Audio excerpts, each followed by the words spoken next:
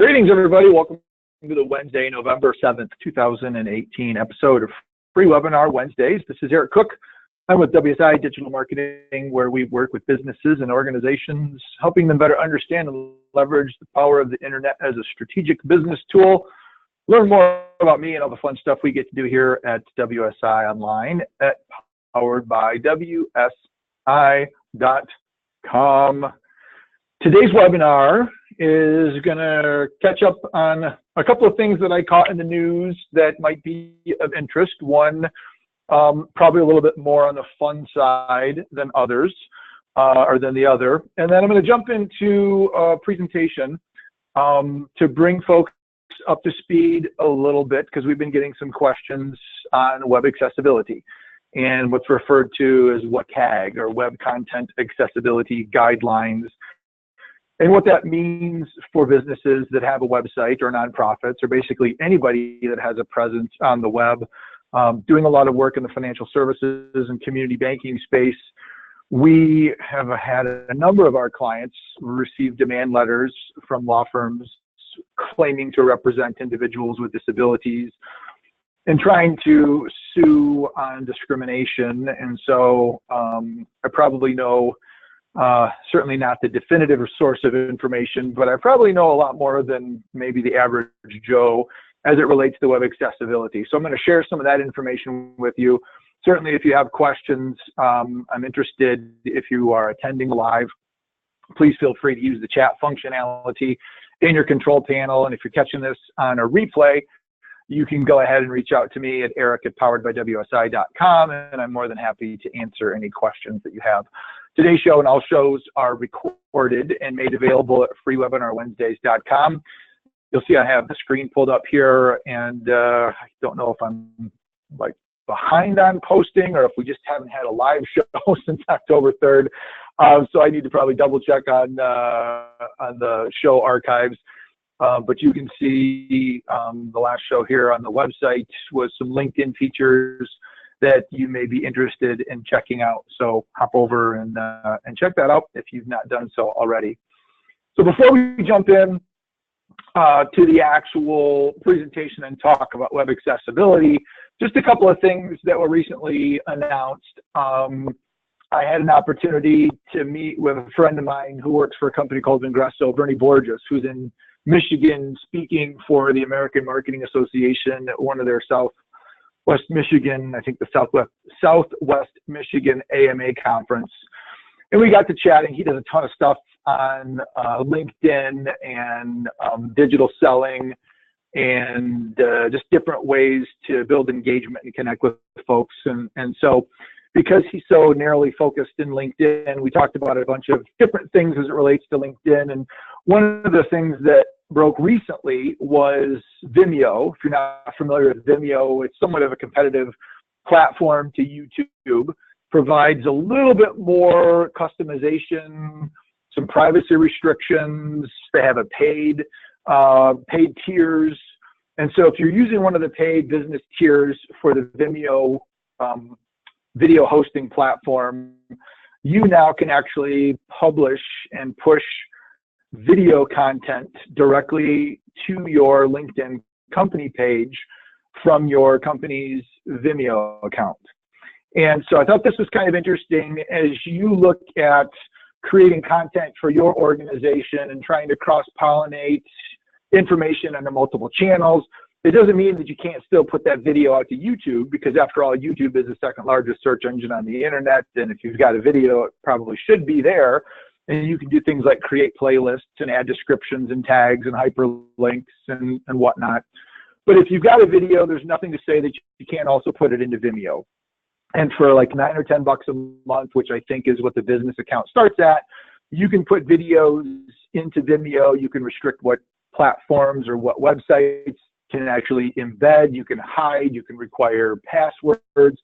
So it's a great way to have a little bit more, or maybe even a lot more control over who has access to and who can see your video content. But if you're looking at video as a way to influence and kind of lend a little extra oomph to your business page on LinkedIn, you can now tie those two things together. And by doing it directly from a Vimeo account, you're also able to get certain things like metrics and reporting and statistics and other sorts of things that you're not going to get if you just add a hyperlink to a YouTube channel. So I thought this was kind of cool, and it coincides with a webinar that I did earlier this month with Chris Nichols over at Center State Bank, and he and I got together. If you don't know Chris, if you go to poweredbywsi.com and you just type in BES for Banker Education Series, or you can type in Banker Education Series hyphenated, but poweredbywsi.com/BES. That'll take you to my Banker Education Series page.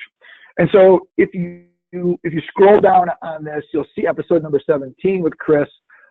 Check out his LinkedIn profile. He pushes out a ton of content. He is a very prolific author and writer. He's a very smart guy when it comes to the world of banking. And even though we really dug deep into the banking world during our conversation, the concept of creating content and establishing yourself as a subject matter expert and really looking at LinkedIn and other platforms as a way to demonstrate your area of expertise and educate and inform, not just get out there and try to sell stuff, because nobody likes that. This is really a great addition to that, because now businesses have an excellent way to be able to tell their video story and get some metrics off of that. And so working those two things together, if your business has a LinkedIn page, you could take all the great video content that you're using to educate and inform and inspire your customers and prospects, push it out to your LinkedIn page, and then develop some sort of a training program with your employees to make sure that they know when you have content on your page, and your employees that are on LinkedIn can then go directly to your LinkedIn page and they can share that with their connections, which helps gain even more visibility to the information that you're pushing out there as a brand, as a business, as a company, as an organization. So kind of cool.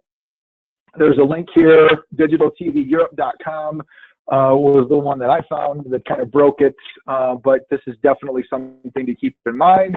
You can sign up for a trial account, I believe, with Vimeo, even if you have to pay for the business account, for a couple of months. Like I said, it's like $9 or $10 a month, so it's practically nothing. So check that out, and feel free to hop over. And if you are of the banker mindset and you're interested in future Banker Education Series webinars, you can sign up for email reminders and hop into that list as well. So that's one that I thought had a little bit more of a business focus to it. The next one I think is just kind of fun. And so I was listening to a podcast the other day, and they were talking about, and believe me, Snapchat is something that I've heard people kind of go all different directions on. You have to be using it if you're trying to market and network and connect with the younger generation, to this is totally stupid, and in another year they're going to be gone and Instagram's going to be where it's at. And I've seen a little bit of both. I've talked to people that used to use Snapchat a lot, and with the functionality that Snapchat originally had in and of itself, those filters and fun little videos and overlays, the ability to tell a story and tie different things together, are now being adapted and brought into other platforms like Instagram stories, even Facebook stories now can support that. So whether or not Snapchat ends up surviving or shifting, this is one of the things that, and I'm not exactly sure what their monetization strategy is here, to be honest with you, but this is one of the areas where they've done a little bit of a shift. And if you have a camera that you use for web conferencing, whether you're using Skype, whether you're using Hangouts, GoToMeeting, GoToWebinar, from what I've been able to find, the only camera that doesn't really work with this Snap camera add-on is iMessage with Apple, because they've got that locked down pretty good. But you can pop over to the website here at snapcamera.snapchat.com, and you can download this for your Mac or your PC, and it just gives you the ability, and so you can kind of scroll down on the page and you can see it puts this kind of augmented reality slash filter on top of you. And when you're having your video chats with friends, or if you're on a business meeting and you want to have a little fun and using video conferencing, like I said, probably something a little bit more focused on fun, not necessarily business. But it's interesting to see how Snap is maybe trying to make a little bit of a shift in its business focus, not necessarily being a social app, but really trying to position themselves as a camera company and not really a social media app. Because I think if you try to go toe-to-toe with Facebook and what they're doing with Instagram and some of the other functions, it's going to probably be a pretty difficult road to haul for them. So video, Vimeo, LinkedIn, Snap Camera, check them out. Let me know what you think. Now, what we're going to do next, we're going to flip over, do some screen rearranging here. And I'm going to hop in and just give everybody a little bit of an update. I'm curious if you are attending live, if web content accessibility, ADA, if any of that has come across your radar screen, if you've heard about it, if it's something that you've been involved in. I'm very curious. Most of the time when I talk to businesses, unless they've been the victim of a lawsuit or they're part of an industry that's been hit, like financial services or maybe education, web accessibility really is not something that has jumped up on folks' radar screens. So, so this is probably an important thing for you to pay attention to, because grocery stores, pizza parlors, banks, schools, hospitals are all getting sued for not having a website that is user-friendly to individuals with disabilities. So just as the perfunctory slides go, of course I had to add this in here. So a little bit more about me if we've not had the chance to meet yet, but I was a banker for 15 years before I left and started doing the WSI digital consultancy thing. Back in '95, I built the bank's first website, and we had absolutely no clue that anything like web accessibility even existed. For that matter, there weren't very many community banks in the country that even had a website. So we were kind of first movers on that. And when one of our clients back in 2000, I want to say 16 maybe, got, and we'll see the letter here in just a little bit, when they got a demand letter, did web accessibility really even jump onto my radar screen? So within WSI, which is a global marketplace of digital agencies like myself, decided that this was going to be something that we were going to pay attention to. I stepped forward and raised my hand and said, I'd be happy to kind of head up our accessibility initiative and take the reins and help other people really try to understand exactly what it means and how do we, you know, how do we really address it and fix it and make sure that it remains compliant. So did get one comment, heard about it, ask our developer. They aren't listening. We need advice before they wake up call. Our website isn't user-friendly, lacks diversity, transparency options, and is still not mobile-friendly. Not that I want to turn free webinar Wednesdays into any sort of a sales pitch, but yeah, we do that. So feel free, let's maybe have a chat offline, and we've got some ways we might be able to provide some additional assistance.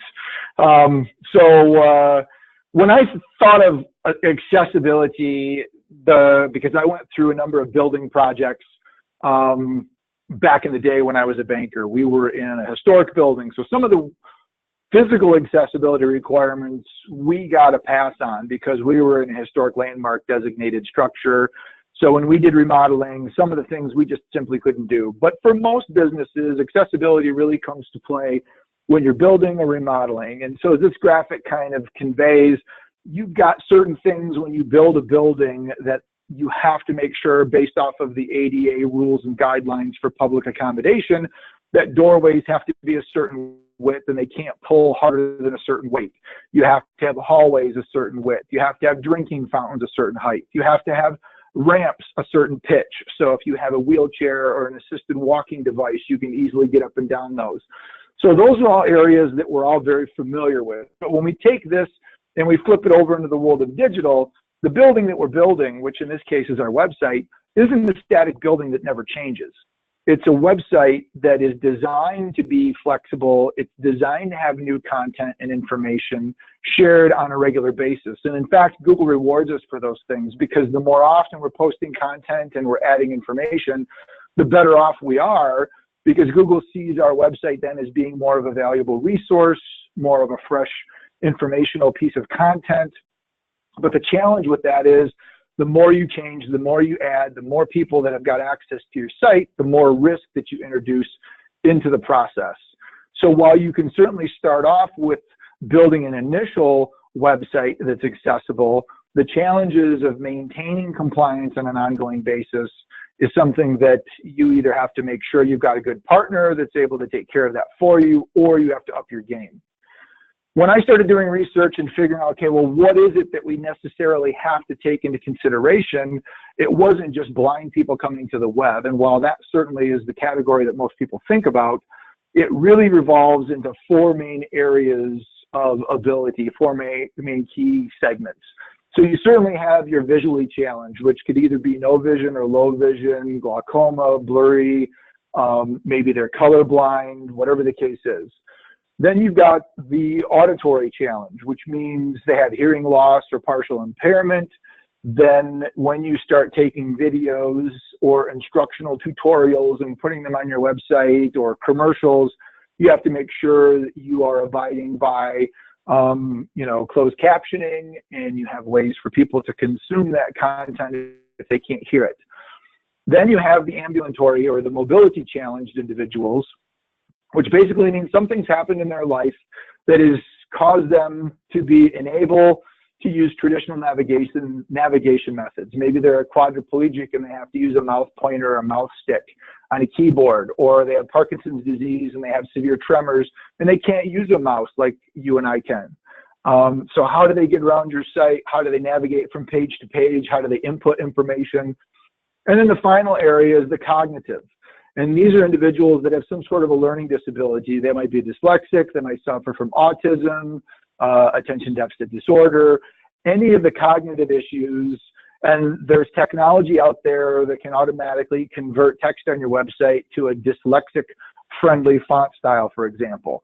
So that individuals that visit your website that may have dyslexia, there's a specific font out there that will make it easier for individuals with dyslexia to be able to read and consume that information.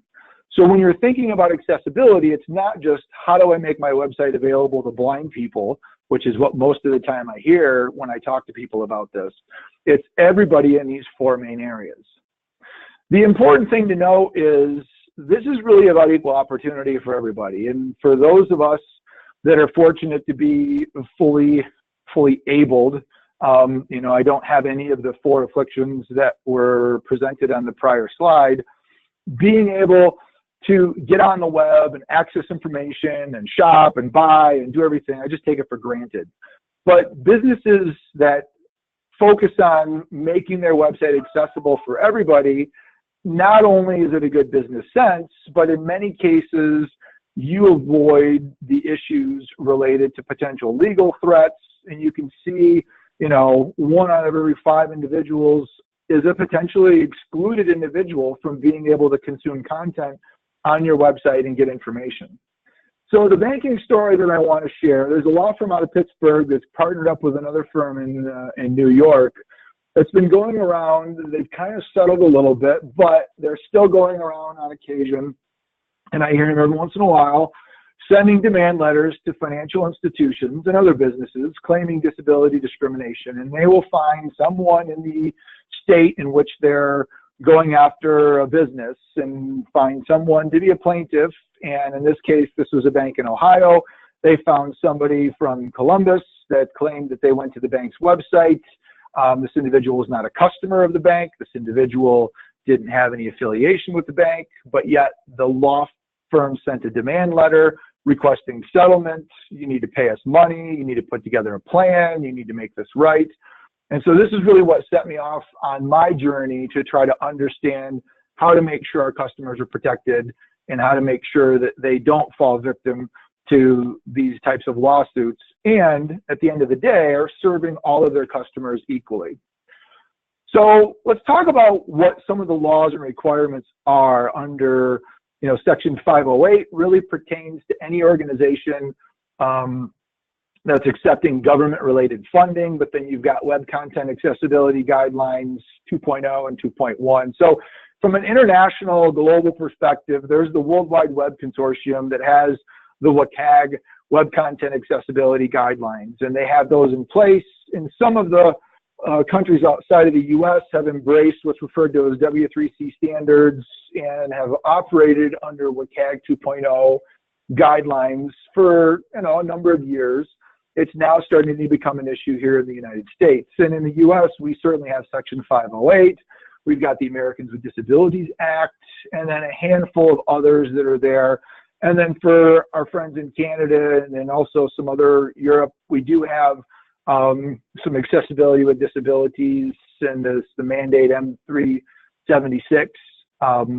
So it's not just a US based. If anything, we're probably a little bit late to the game here in the United States as to when we are, I don't want to say being forced, but when this is really being brought to our attention.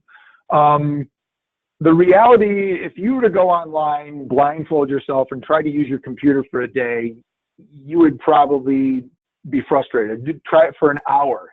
I bet wouldn't get anything done. And I know I wouldn't either.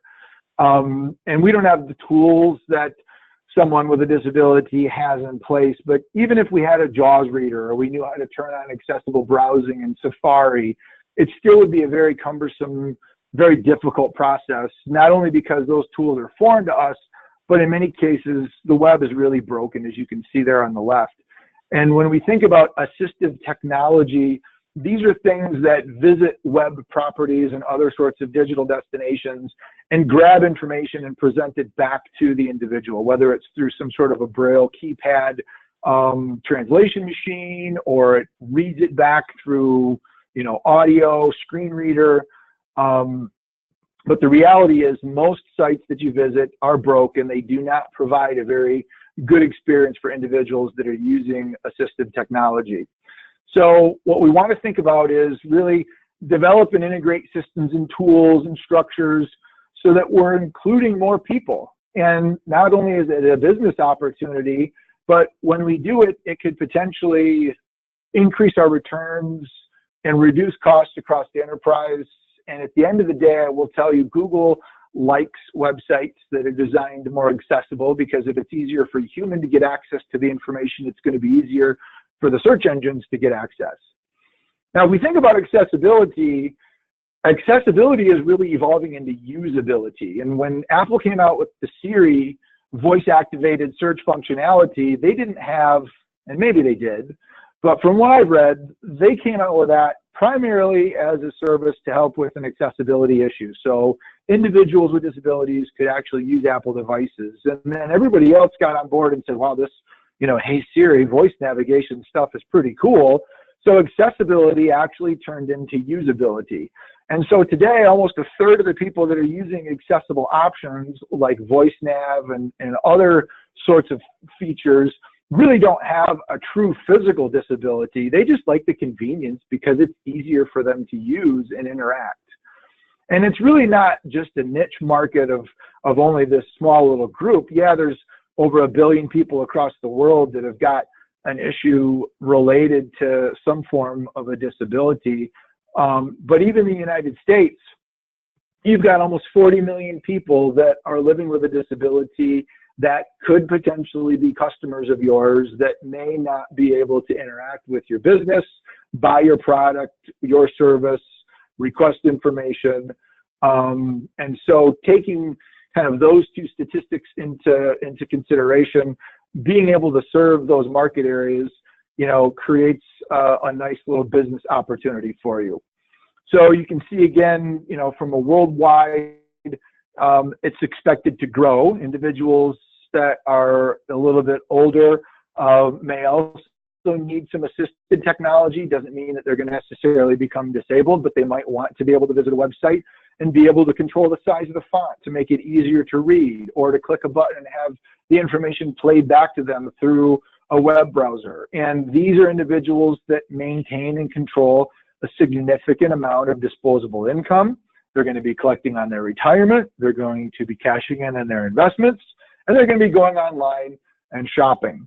So some other statistics there on the right, but suffice to say, there's a lot of reason why, from an accessibility perspective, you should embrace this.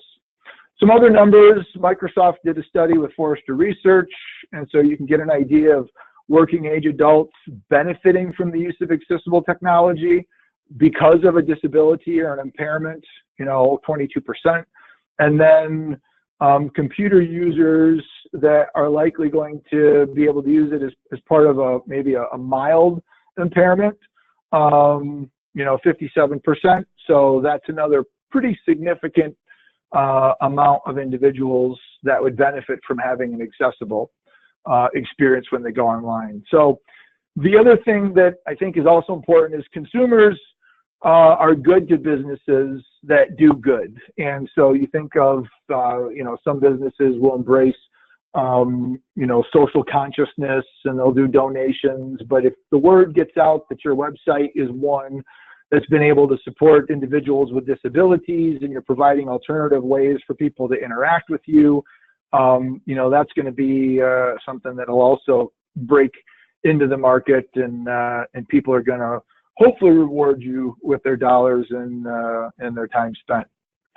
So the last portion of really what I want to talk about today, this isn't really designed to be a super long presentation, but just more of a high level, hey, let's pique a conversation and maybe get you thinking about things, is web content accessibility. WCAG 2.0 really started with kind of four main areas, four main fundamentals, and it spells the poor. So first off, you need to make sure that when you put something on your website that it's perceivable, which means somebody that hops on, it needs, and I've got visible in quotes there, because if somebody's blind, it's obviously not going to be visible to them in the traditional sense, but all the senses need to know that that information is there. They can hear it, they can see it, they can feel it.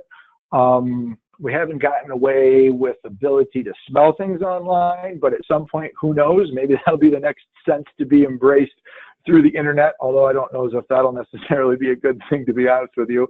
But you first need to make sure that the content that you're putting on your website is perceivable and accessible to all the senses.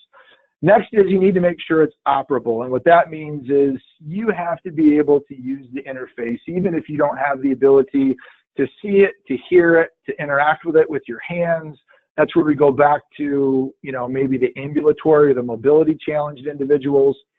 It needs to be understandable, so it can't be confusing. When somebody hops on your website and they have a disability, they don't need to, or you shouldn't have to make them search around to try to figure out how to use the technology or your information, or to get information off of your website. They must know what the info is. They must know how to use it. It must be really easy for them to engage with. And then lastly, it needs to be robust. And this is where we get out our crystal ball and we have to say, okay, not only does it need to work today, but what's going to happen in a year? What's going to happen in 5 years?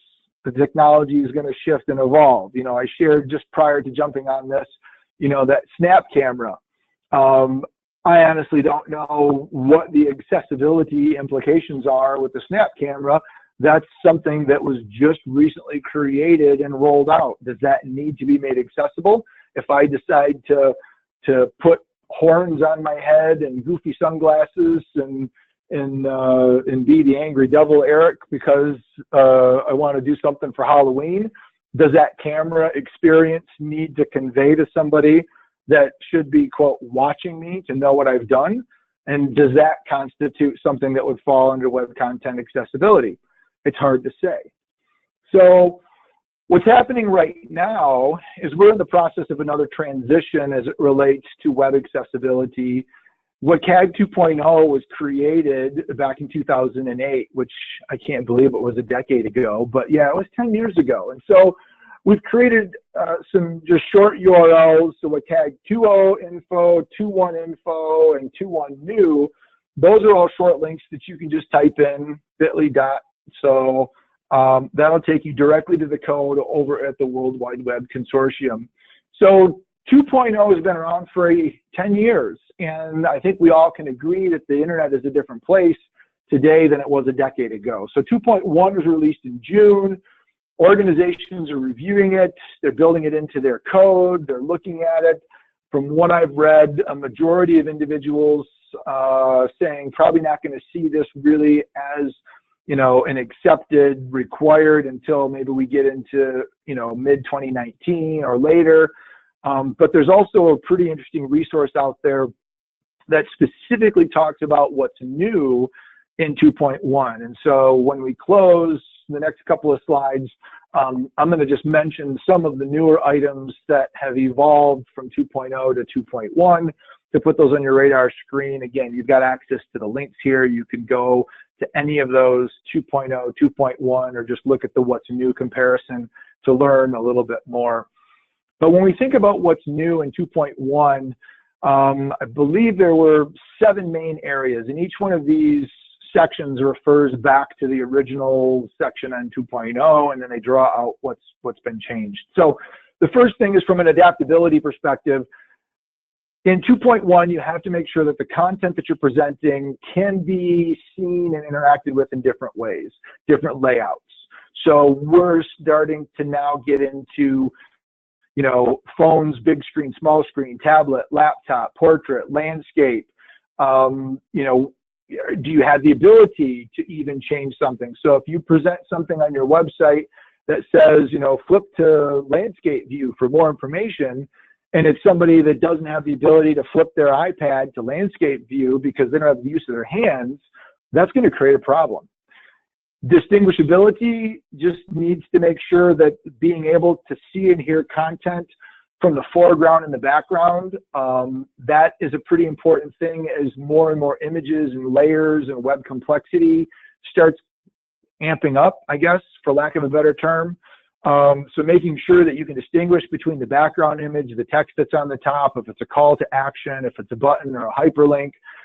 It goes back and kind of reinforces keyboard accessibility. This goes back to the ambulatory, you know, mobility challenged individuals.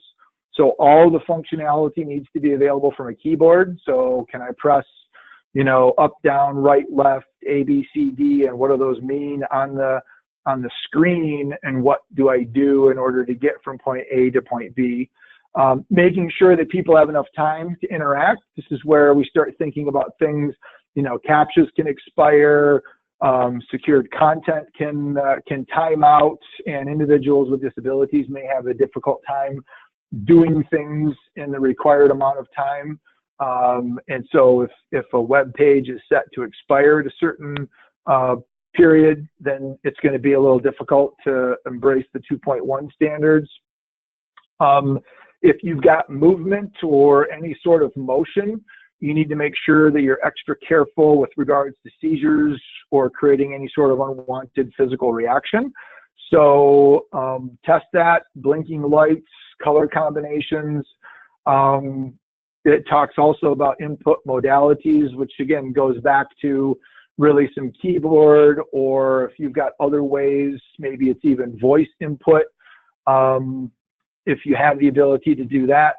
And then lastly, that kind of longevity, again, it talks about compatibility. It's current issues, current agents, future technology that's coming down the pike.